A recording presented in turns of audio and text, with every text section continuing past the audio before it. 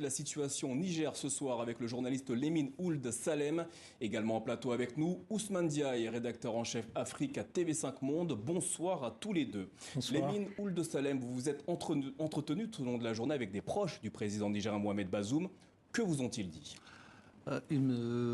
Tous m'ont dit que le président se retrouvait dans sa résidence, en tout cas jusqu'à midi à peu près, et que il n'était pas. Certains m'ont même dit qu'il n'était pas entre les mains des mutins, c'est-à-dire des militaires de la garde présidentielle qui sont à l'origine de ce mouvement au sein de la présidence, et qu'il serait gardé par des éléments de la sécurité présidentielle, plus quelques éléments de la garde présidentielle qui lui est resté fidèle, à peu près 200 hommes. Ce qui paraît, c'est qui, j'espère, ne donnera pas lieu à des affrontements entre les deux camps.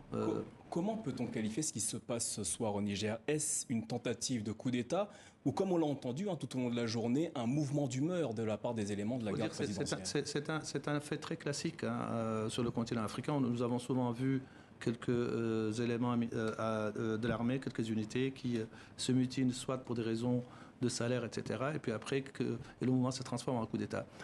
Tout ce que l'on sait jusqu'à présent, c'est que ce qui se passe au Niger est mené par le patron de la garde présidentielle, le général Omar Tiani, que Bazoum lui-même avait hérité de son prédécesseur Maman Issoufou, et que, en dépit des mises en garde de plusieurs de ses proches contre l'éventualité d'un coup d'État mené par cet homme-là, Bazoum a jusqu'ici gardé Tiani dans son poste.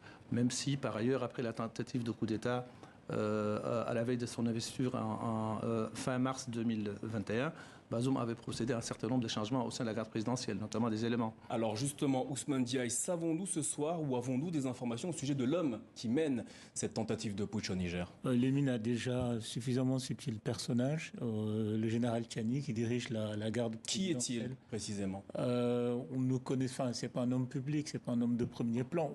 Moi, je sais qu'il est là depuis une dizaine d'années. C'était effectivement l'homme de confiance du président Mahamadou Issoufou. Il a dirigé la garde présidentielle du temps d'Issoufou. Et quand le président Bazoum est venu, l'a laissé en place, même si il y a eu beaucoup de nominations, beaucoup de changements au sein de l'armée nigérienne. Ce qu'il faut observer, c'est que ce processus est une forme de répétition en Afrique. C'est-à-dire, ça, tu as la garde présidentielle, la garde prétorienne, qui est au début de ce qu'on peut appeler une tentative de coup d'État, parce que je pense que le mouvement d'humeur, ça ne veut rien dire, et que les mouvements d'humeur finissent toujours par des prises de pouvoir, bien souvent. C'est-à-dire, vous avez à peu près le même scénario que le cas guinéen. Et moi, ça me rappelle exactement le déroulé de la Guinée.